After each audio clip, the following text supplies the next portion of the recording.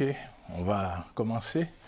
Alors, je souhaite la bienvenue à cet atelier dédié à l'analyse, la détection des difficultés de collaboration entre le directeur de thèse, le doctorant. Alors, notre atelier se fera en deux parties. Une première partie que je vais animer en français, donc de 9h jusqu'à 9h45, et le relais sera pris par ma collègue qui fera l'animation en anglais. Et bien évidemment, vous avez la possibilité d'assister aux deux sessions, à l'une ou à l'autre.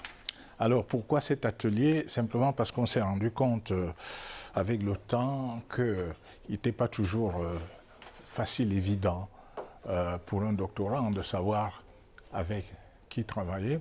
Et très souvent, en tant que professeur référent, parce que je suis professeur référent à Douala, au Cameroun, un des problèmes que j'ai eu à résoudre très souvent de la part de mes doctorants, c'est de dire qui je choisis comme directeur de thèse, conseillez-moi un directeur de thèse, est-ce que, bon, ben, fait l'objet de discussions, d'échanges avec la direction du Business Science Institute, et par la suite, bon, la décision est prise. Donc, il s'est avéré utile, opportun d'avoir cet échange déjà pour suggérer que qui se déroule en deux parties.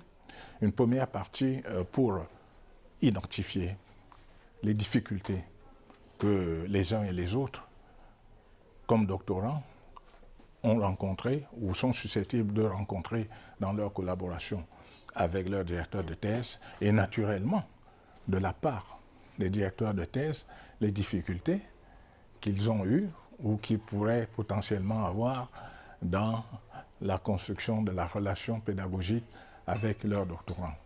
Et c'est pourquoi je n'ai pas préparé de PowerPoint.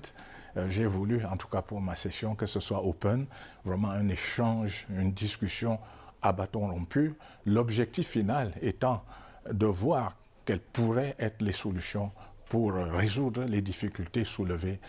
Pourquoi la séance se déroulant, oui, vous pouvez entrer, en deux parties. Donc une première partie pour les difficultés, une seconde partie sur quelles solutions pouvons-nous apporter à ces difficultés.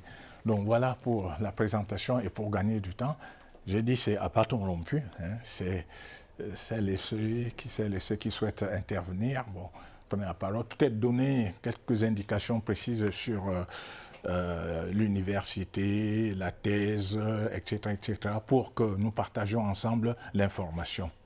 Ok, j'espère que c'est bien présenté cette introduction. Donc on va y aller. Les difficultés, commençons par les difficultés. Quelles sont les difficultés auxquelles vous avez été confrontés en tant que directeur de thèse ou en tant que doctorant dans la relation avec vos doctorants? Voilà. Qui souhaite... Moi, Oui, allez-y. j'ai pas encore de superviseur, justement. Vous n'en avez pas encore? Pas encore. Ok. Et du coup, j'ai pas encore d'expérience avec ça, donc j'ai pas encore de problème. Oui. Effectivement, le choix, c'est une question que je me pose. Parce que j'imagine qu'il n'y a pas de superviseur idéal. Enfin, il y a toujours un compromis à faire, et du coup, j'aimerais mieux comprendre quel genre de compromis à quel genre de compromis on doit faire face, et quelles sont les bonnes questions qu'on doit se poser aussi pour choisir le bon superviseur. Donc présentement, vous êtes dans une situation d'expectative en se disant, Oui, j'attends voir. Ouais. Très bien. Mais c'est intéressant d'avoir ce témoignage parce que ça permet de comprendre un peu déjà votre intérêt à savoir avec qui je vais travailler, dans quelles conditions je vais pouvoir travailler. Ok. Oui, entrez. Bonjour, installez-vous. On a commencé déjà avec la ponctualité qui nous caractérise au Business Science Institute. Ok. Michel est là pour veiller à ce que cette ponctualité soit respectée. Ok.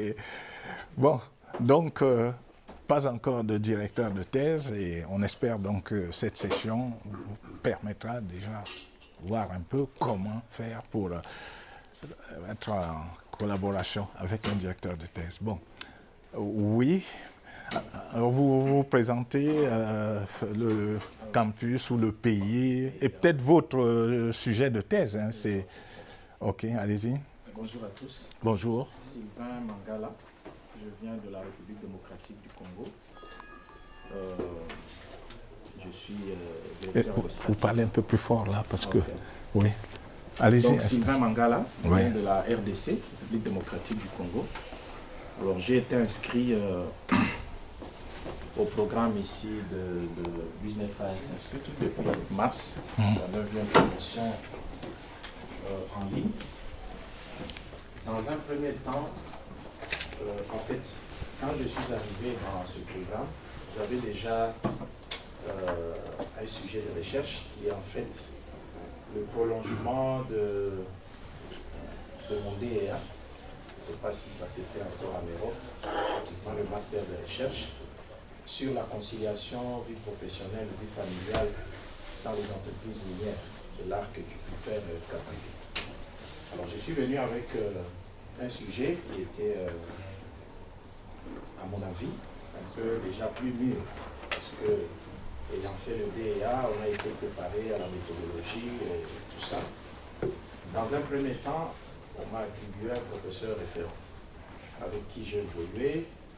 Normalement, c'est au mois de juillet que je devais avoir un directeur. Alors le professeur référent, vers avril, en échangeant avec lui, il avait trouvé bon qu'on m'accorde un directeur de thèse et que je puisse évoluer avec lui. Et là, il m'a donné la liste de 3 professeurs pour que je choisisse par ordre de préférence. Alors ce sont des professeurs que je n'avais pas rencontrés au préalable, que je ne connaissais pas. Il fallait que je cherche sur Internet leur profil, leur centre d'intérêt, leur domaine de recherche. Et voilà, j'avais fait, après analyse, un choix par ordre de préférence. Et le professeur référent avait discuté avec le 3 et finalement, c'est le professeur, je crois, Marc Valax, qui avait été d'accord de m'accompagner. Je crois que ça, c'était depuis juin. On a eu juste un premier contact jusqu'à aujourd'hui. En tout cas, l'impression que j'ai, je n'évolue pas. C'est vrai que j'espérais, en venant à ces séminaires, que nous puissions nous rencontrer physiquement, échanger. Malheureusement, il n'est pas là, même pas le professeur référent. Bon. Je me suis contenté des échanges avec les autres professeurs pour leur orientation. Alors, ça, c'est vraiment ma difficulté personnelle.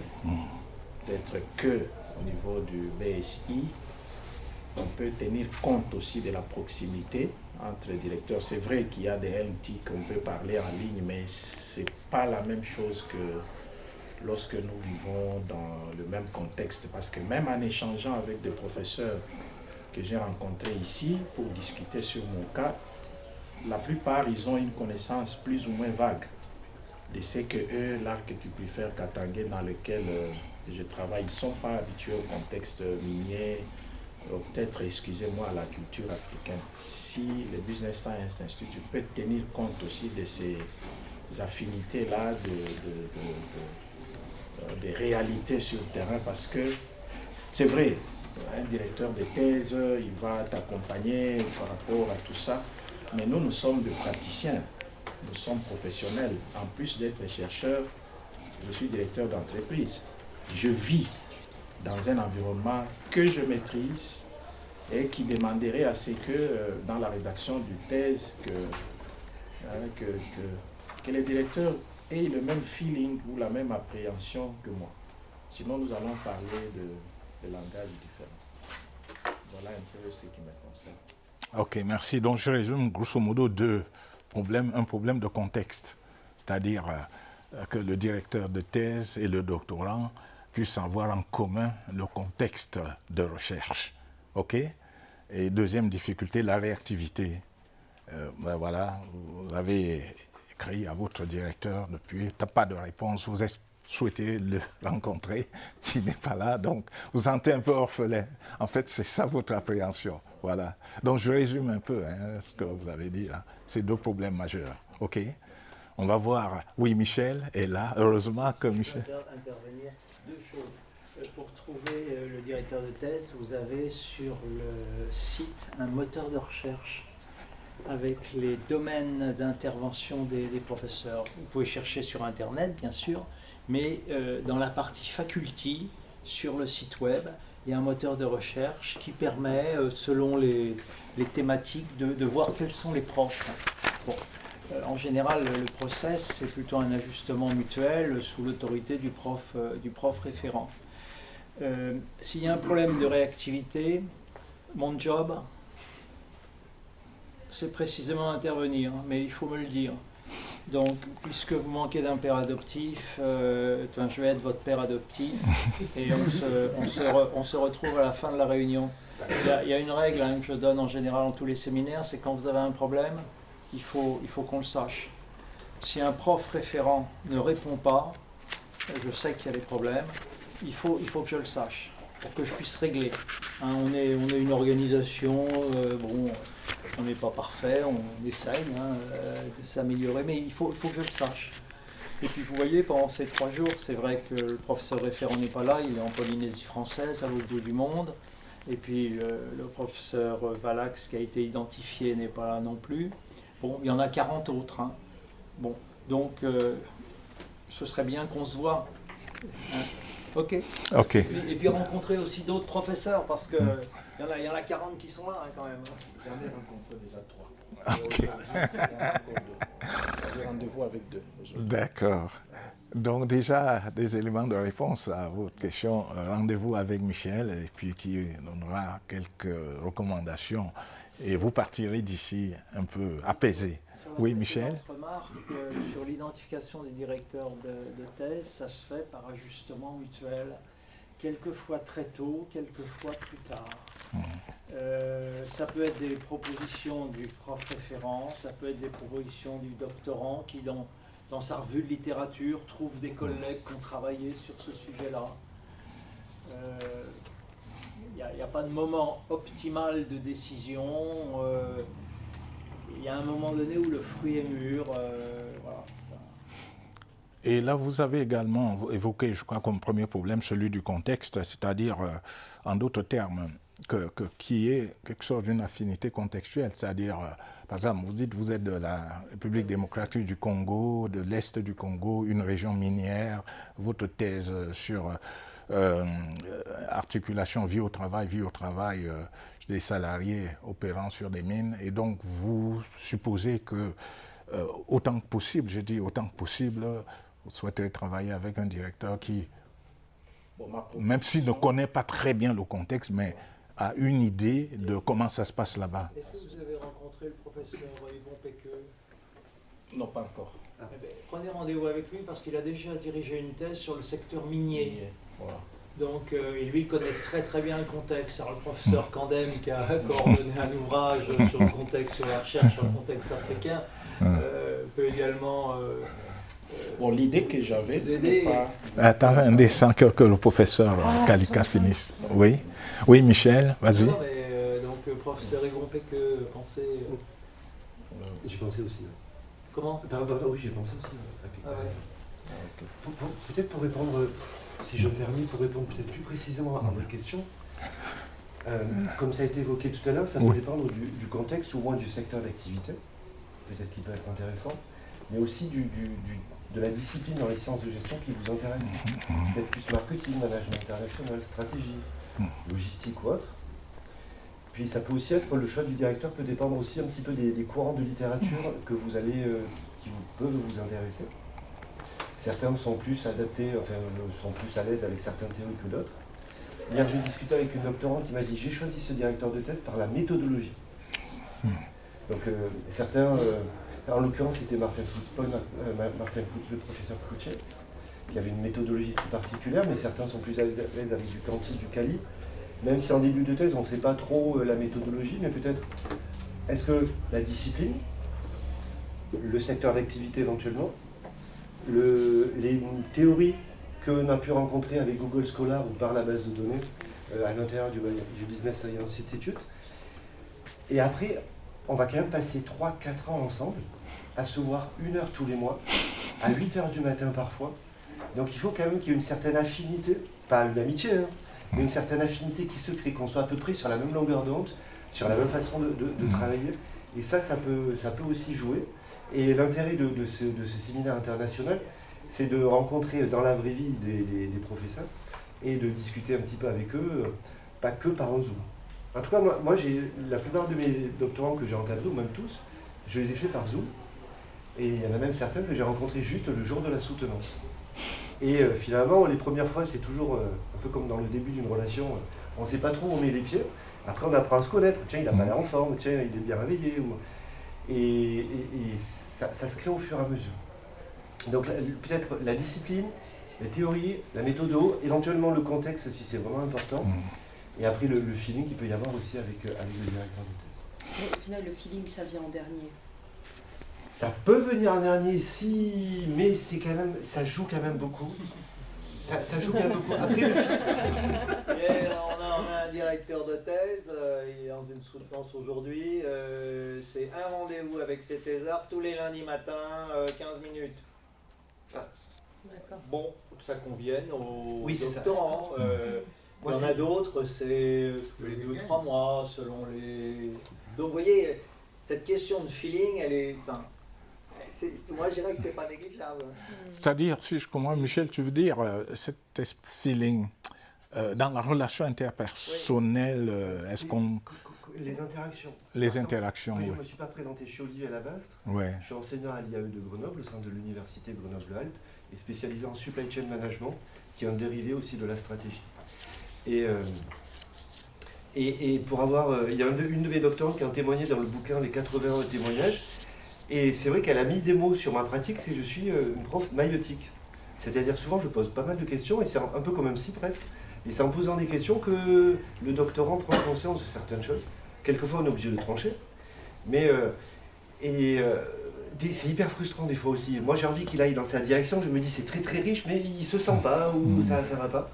Et donc il faut aussi laisser une certaine liberté, et c'est l'idée du feeling aussi, à accepter peut-être le père adoptif, que son enfant prenne une voix qui ne correspond pas forcément à ce qu'on a envie de faire. Donc le feeling est quand même assez important. Moi je les vois 1 fois par mois, 1 heure, par Zoom, et à la fin du rendez-vous, on se fixe le rendez-vous du mois Du d'après. prochain mois, ok. Ok. Juste une dernière. Oui, allez-y. Est-ce que c'est une bonne chose d'avoir un directeur de thèse très directif? Ça dépend vraiment de la... Pardon, Michel est peut-être plus... J'allais dire que ça dépend de votre personnalité. C'est ça. Moi, mes doctorants, enfin certains doctorants me disent non, il faut que vous me fixiez des échéances, sinon j'arriverai pas, ou dites-moi quoi faire pour la prochaine fois. C'est plutôt, oui, enfin quand je dis directif, c'est plutôt sur le sujet du coup que je vais choisir, plutôt la direction même de ma thèse On en peut- fait. on est là aussi pour vous guider, pour vous dire ça va pas marcher, ça c'est infaisable en 4 ans, ça c'est porteur, et surtout quel est l'impact que vous voulez avoir. À quoi ça va servir votre DBA? Est-ce que vous voulez avoir plus de légitimité, devenir consultant, faire un guide de bonne pratique, accompagner des collectivités locales ou ce genre de choses? Et puis des fois, ça dépend aussi du doctorant. C'est-à-dire, il y a des doctorants qui, si on est très directif dès le départ, ils vont se sentir frustrés en disant « ouais, elle ne me laisse pas faire ». Donc des fois, il vaut mieux que le doctorant se rende compte par lui-même que ça va nulle part. Et on sait que ça va nulle part. Mais le tout, c'est que ça ne laisse pas aller trop loin, quoi. C'est-à-dire, on ne perd pas trop de temps. Mais au moins, après, en s'étant rendu compte que ça va nulle part, il accepte mieux la direction qu'on lui donne. Et la direction, elle ne peut pas être simplement unique. C'est-à-dire, on peut donner 2-3 directions, et après, c'est le doctorant qui, quand même, va choisir en autonomie ce qui lui va le mieux. Mais il y a des doctorants, moi j'ai eu des cas où si j'avais pas laissé aller dans le mur, on n'aurait pas remonté la barre. Et pourtant le travail est excellent. Mais il fallait qu'il se rende compte qu'il allait tout seul dans le mur comme un grand. Elisabeth Et Paulet, voilà. professeure de finance, responsable du groupe System Information, Sustainable Innovation Management. Ok, je crois qu'il y a un point d'équilibre dans tout ce qu'on a dit là, que je retiens principalement, c'est que la thèse, c'est d'abord l'affaire du doctorant. C'est l'affaire du doctorant. C'est lui qui sait ce qu'il veut, pourquoi il fait sa thèse. Le directeur de thèse est là, un accompagnateur scientifique.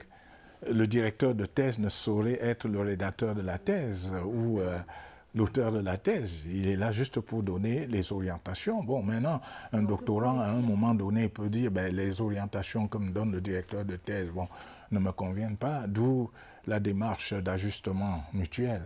Maintenant, si le doctorant estime que pour telle ou telle raison, il s'en tient strictement à ce qu'il veut faire, et c'est là où justement il peut s'opérer comme on peut avoir comme solution le changement de directeur de thèse, parce qu'in fine, la thèse, c'est celle du doctorant. Ce n'est pas le directeur de thèse. Hein, Michel, je passe sous ton contrôle. Ouais. Il y a des profils de directeurs de thèse différents. Il y en a un là qui m'écrit. C'est un profil très directif, hypothético-déductif, qui dit au doctorant, écoutez, vous avez un terrain, ok. Vous avez une expérience, ok. Regardez tel modèle de recherche. Et travaillez sur votre terrain avec votre expérience à partir de ce modèle de recherche. Et allez voir ces papiers-là. C'est donc, si vous voulez, c'est un profil extrêmement efficace. Ça correspond bien à certains doctorants, peut-être moins bien à d'autres. Donc il y a cette question, si vous voulez, de choix, Olivier l'indiquait, choix méthodologique, c'est sûr, mais aussi façon de diriger, et ça vous l'apprenez assez vite. Le collègue en question, en général, dans les 5 minutes, vous savez comment il dirige. Donc il faut que ça vous convienne. Oui, allez-y. Pour un nouveau doctorant qui n'a pas l'expérience de différentes façons justement de manager de la part d'un directeur de thèse, en fait on ne sait pas trop à l'avance. Et puis faut parler, faut les rencontrer, vous parlez, vous les rencontrez, là pendant l'atelier, vous prenez différents rendez-vous, vous en parlez au prof référent. Et vous avez à suivre, si vous êtes à distance, vous avez à suivre des cours à distance, et normalement il y a une rencontre qui est prévue avec le prof à distance. Et ça peut permettre aussi de connaître quelques professeurs qui assurent certains cours à distance. Et après, en tout cas, faisant partie de la faculté du BSI, on est à votre disposition. Et si vous voulez nous tester pendant 1 heure ou 2, pendant des rendez-vous Zoom pendant 1 heure, vous pouvez tout à fait aussi nous tester. Ça marche comme ça. Ok. Vous êtes, comme le disait le professeur Pandem, vous êtes à l'initiative, c'est votre thèse, il faut demander. On n'a jamais dit, je crois, à un doctorant, non, vous en demandez trop. Non. Et quelquefois, Catherine me dit, il demande 3 rendez-vous au lieu de 2. Je lui dis, alors, tant mieux. Tant mieux. Après chaque cours, prenez contact avec le prof qui a fait le cours. Voilà. Et puis s'il ne répond pas, vous me le dites, punaise. Voilà. L'aide de licenciement est prête, hein. Non, Michel rigole. Il licencie pas, il fait un rappel à l'ordre. Voilà. J'en sais quelque chose. Ok. C'est comme ça que ça fonctionne. Hein. On est prof. Hein. On sait que les profs sont ingérables, par définition. S'ils étaient gérables, ils ne seraient pas profs. Ils seraient dans des entreprises. Parce qu'ils travaillent beaucoup et ils ont beaucoup de compétences.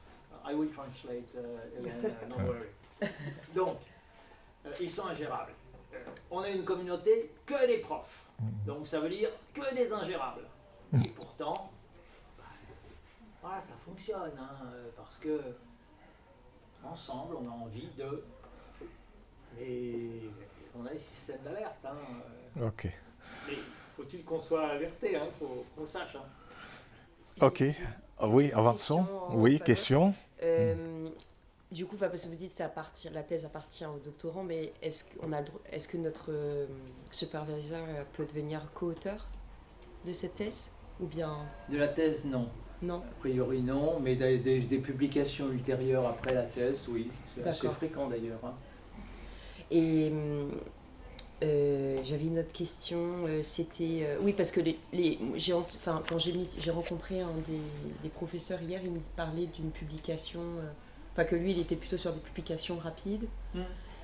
Donc, de prévoir une publication au cours du DBA même. c'est Ouais. possible de publier avant d'avoir Oui, fini vous sa avez, thèse. vous avez des directeurs de thèse, en effet, qui sont plutôt dans une logique de thèse qu'on appelle la thèse sur article. Oui. Hein, bon, et vous avez certains collègues, ils préfèrent la thèse sur article, c'est-à-dire avec des jalons, un premier papier, la revue de la littérature, ou un premier papier, une étude exploratoire, un deuxième, et ainsi de suite.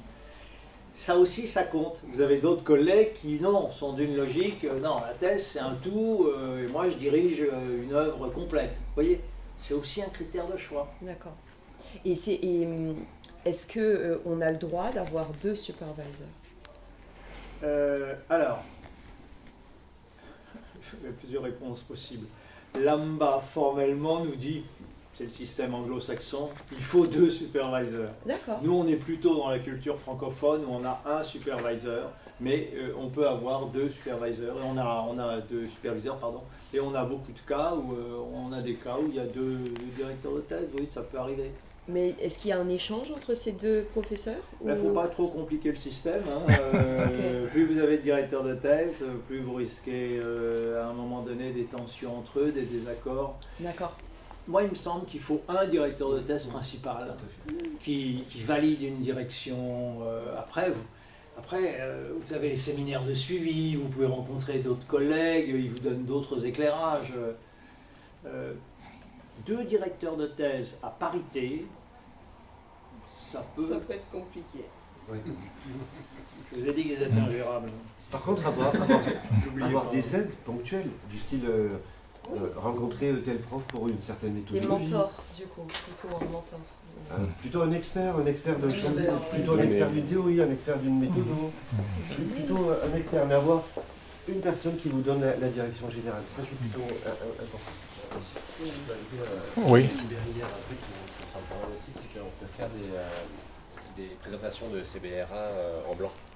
Et ça, je trouve ça pas mal aussi pour avoir des retours sur l'avancement dans ta thèse. C'est dans la salle des profs Alors, je sais pas encore comment ça se passe, je crois que Frédéric va nous en informer rapidement, mais du coup, c'est comme si tu passais pour un CBRA, mais en blanc. Donc, juste pour avoir des retours de professeurs sur où t'en es dans ton avancement, et ça peut être des retours qui sont un peu différents de celui de ton directeur de thèse. Ok. Ça va, on Plus peut... vous Oui. demandez, plus vous aurez. C'est le Club Med ici. Ok. Mais ce qui est bien, c'est qu'au fur et à mesure que les problèmes sont posés, on voit émerger des solutions. Ce qui nous arrange en termes de timing. On va continuer l'échange. Est-ce qu'il y a d'autres contributions en termes de problèmes, en termes de solutions pour cette première séquence en français de notre atelier? Ou revenir sur un des points déjà évoqués pour un approfondissement éventuel? Là, tu parles que des difficultés des étudiants, c'est bien gentil, Il y a mais aussi il des faut se mettre un avantages. peu à la place des profs. Vous Et- imaginez que c'est facile de diriger des doctorants qui ont une moyenne d'âge de 45 ans, mais justement, expérience professionnelle. Oui, je souhaiterais que des profs réagissent parce qu'il y en a dans la salle. Le fait que nous sommes tous des académiques, Oui. on va pas se mentir. Donc, en étant des académiques, nous, on s'attend à un travail académique. Face à des gens qui ne sont pas des académiques, et c'est toute la richesse de ce travail. C'est-à-dire que on est habitué, quand on fait des PhD, thèse en 3 papiers, donc pour un Duvier, enfin, moi je trouve que c'est pas comme ça qu'il faut fonctionner. C'est mon point de vue, mais ça n'engage que moi, mais c'est pas comme ça qu'il faut fonctionner. Parce que la personne qui est en DBA, généralement, c'est un manager, quelqu'un qui tape au terrain, etc. Et quand on va lui dire, ouais, ou la problématique, la méthodo, le machin, etc., il faut que déjà ça fasse son chemin dans sa tête. Parce qu'il n'est pas du tout habitué à fonctionner, méthodologie, question de recherche, etc.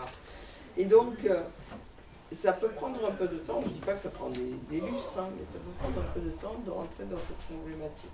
Donc lui, ça l'y apporte parce qu'il est obligé de prendre un peu de recul pour essayer de voir les choses différemment. Et nous, ça nous apporte parce qu'on est obligé de mettre une fois pour toutes les pieds par terre en se disant que la recherche, ça sert aussi à faire des choses sur le terrain. Donc, il y a un enrichissement du côté de l'enseignant et il y a aussi un enrichissement du côté du doctorant. Parce qu'il va apprendre à travailler autrement, le doctorant. Et il n'est pas habitué à ça. C'est pas une critique hein, que je fais, c'est un constat. Et donc, le fait de faire rencontrer ces deux personnes, une ingérable et l'autre pas trop gérable parce qu'il n'y a pas de temps, ça permet de faire sortir des fois des choses énormes, auxquelles au départ on n'avait pas du tout pensé. Mais à force de travail, etc., ça sort. Et il faut s'adapter aussi au rythme de la personne qui travaille, qui un jour vous dira ah, mais attends, moi j'ai 3 réunions, j'ai un business plan qui va pas là, il faut que j'aille voir les investisseurs, voilà. Et donc j'ai pas le temps pour ça attendra. Oui, et ben ça attendra. Parce que ça sert à rien de forcer la personne qui a la tête sous l'eau et qui on lui met un peu plus la tête sous l'eau, ça sert à rien du tout. Donc c'est notre façon de travailler, voilà. C'est même pas c'est pas des difficultés, c'est au-delà de ça. C'est un challenge différent, avec des personnes différentes, pour un output qui doit être différent, nécessairement. Il ne peut pas être le même. C'est pour ça que la question de la publication tout de suite, pour un DBA, je ne suis pas sûre. Ça ne veut pas dire que ça ne se fera pas, mais il faut rentrer dans un travail de publication, c'est 2-3 ans, des fois aujourd'hui. Alors, vous ne pouvez pas dire à quelqu'un qui gère une entreprise, qui rentre dans un DBA, tu vas publier maintenant, tu vas me faire les rapports. La personne elle s'affole, quoi, je veux dire, à un moment donné. Est-ce que ça vaut la peine? Je ne suis pas sûre. Je crois même le contraire. Que c'est plus positif de laisser poser les gens, de voir l'intérêt de faire tout ça. Et après, on n'est plus dans la difficulté, on est au contraire dans le défi de dire voilà, je vais faire quelque chose de neuf. Et sur quelque chose de neuf, ça sera bien pour lui, ça sera bien pour moi, ça sera bien aussi pour le business. Ben, il y a déjà une première formule de publication dans Impact, Knowledge. En ligne. Knowledge, Impact, Business Science Institute. Voilà. Knowledge, mais ce sont des petites publications. Des petites publications. Les publications, je pourrais rebondir en disant que ce sont, quand on parle d'une thèse sur publication, on attend des articles, entre guillemets, publiables et non publiés, C'est parce ça. que les délais de publication dans les revues académiques, bon, ça c'est une chose. La deuxième chose, c'est que ça peut être aussi des publications dans des revues professionnelles. Donc il y a plusieurs types de publications. C'est plus une question de format de la thèse. Est-ce que c'est un tout unique ou est-ce que c'est séparé en 3-4 documents publiables? Sur les difficultés du prof, moi je dirais qu'en tant que directeur de thèse, la principale difficulté c'est de partager le doute ou d'instiller le doute. Quand on est en environnement managérial, ben, on fonctionne avec des certitudes, sinon on ne fonctionne pas. Quand on est en environnement académique, ben nous, qu'est-ce qu'on fait? Nous, on questionne, on remet en cause. Et la difficulté que moi j'ai pu avoir en tant que directeur de thèse, c'est faire comprendre à un thésard qui a 20 ans d'expérience, qui est reconnu dans son secteur, qu'il faut être capable de se questionner sur les pratiques. Bah écoutez, c'est super ce que vous avez fait pendant 20 ans, mais il faudrait peut-être y réfléchir. C'est pas évident, hein. Et les réactions quelquefois d'un certain nombre de nouveaux doctorants au début, c'est de dire bah, écoutez, je suis très très surpris par le fait que ça me donne une posture réflexive, de remise en cause, de distance que je n'avais pas. Alors certains sont très contents, il y en a d'autres, ils disent voilà, je suis un peu perdu. Donc la relation au doute n'est pas, me semble-t-il, n'est pas la même. Oui, pour avoir encadré aussi, l'une des principales difficultés pour les doctorants managers qui ont beaucoup d'années d'expérience, c'est d'enlever leur costume de manager et de mettre le costume de chercheur. Et c'est, pour reprendre ce que disait Michel sur cette certitude, et c'est arriver à prendre du recul, à formuler une question de recherche en éliminant en quelque sorte tous les éléments contingents et sectoriels. Finalement, tout à l'heure tu parlais de modèle de recherche à appliquer. Le modèle de recherche, il peut s'appliquer dans plein de pays, dans plein de zones différentes, dans plusieurs secteurs d'activité différents. Et donc c'est arriver à expliquer son sujet d'un point de vue théorique. Pour moi, c'est vraiment cette difficulté-là. Pour moi, le doctorant parfait, c'est pas celui qui va dire, écoutez, ma situation elle est hyper compliquée. Je ne sais pas si j'arriverai à vous la décrire en 5 minutes. Pour moi, le doctorant parfait, c'est la situation elle est très simple. Il faut trouver un équilibre vie famille, vie professionnelle. Et voilà, en quelque sorte, et ça élimine tous les éléments contingents sur le type d'entreprise, le type de secteur d'activité. Qu'après on y revienne, mais qu'au moins avoir une réponse claire. Et donc avoir cette posture, enlever son costume et de manager et mettre ses lunettes de chercheur pour vraiment éliminer tout ce qui crée du flou et pour arriver à la question qu'après on va enrichir. Mais arriver à une question... la simplicité pour moi c'est la principale difficulté. Je ne sais pas si c'est très clair mes propos. Ok, on avance très bien. Là quand on est lancé vraiment dans la discussion, difficulté, solution, mise en œuvre des solutions, ça va. Est-ce qu'il y a d'autres témoignages à partager ou d'autres questionnements? Oui. Donc Olivier, je viens de commencer aussi mon programme. J'ai la chance d'avoir trouvé très vite un directeur de thèse. Je fais une thèse article volontairement. Donc c'est quelque chose qui était important pour moi. On en a beaucoup discuté avec le professeur Kalika. C'est aussi lié au métier que j'exerce. Je suis manager d'une équipe de recherche pour une société informatique. Donc on est habitué à la publication, ça fait partie de nos requis. Enfin, tous mes docteurs et doctorants que j'encadre en tant que manager doivent publier, ont des obligations de publication annuelles. C'est assez challengeant pour eux. Donc c'est vraiment un exercice classique. Moi, ma principale difficulté, enfin plutôt mes deux principales difficultés d'ailleurs, la première elle vient de mon métier. Je suis déjà très investi dans la recherche. C'est quelle est la part de ma recherche personnelle vis-à-vis de celle des équipes que j'encadre. Parce qu'évidemment, je vais m'appuyer aussi sur leurs travaux, j'oriente en fait d'une certaine façon la recherche de mon entreprise. Donc évidemment, c'est toujours très compliqué de se dire où s'arrête je suis pas en train de faire une thèse, une habilitation à diriger les recherches, c'est ma thèse, donc c'est vraiment là, ça c'est une difficulté très personnelle que j'essaye de gérer. Ma principale difficulté, c'est des problèmes de temps, des relations temporelles qu'on a avec notre directeur de thèse, avec les cours à gérer et évidemment l'expérience professionnelle et l'exercice de notre profession. On a des temporalités qui sont toutes différentes. On est dans une sorte de macro-gestion de projet, un petit peu sport. Et je crois qu'il y a un atelier qui est prévu, mais l'équilibre vie perso, vie professionnelle et vie de chercheur devient très très très compliqué à gérer. Et je ne sais pas s'il y a des tips pour gérer ça, mais c'est toujours très très très sport. On a des solutions. Là, je peux vous faire partager ma petite expérience là-dessus. J'ai très souvent des doctorants qui me disent oui, on veut terminer la thèse, mais on veut déjà être capable de publier. Alors moi, je leur pose la question, est-ce que vous pouvez atteindre les deux objectifs, poursuivre les deux objectifs en même temps?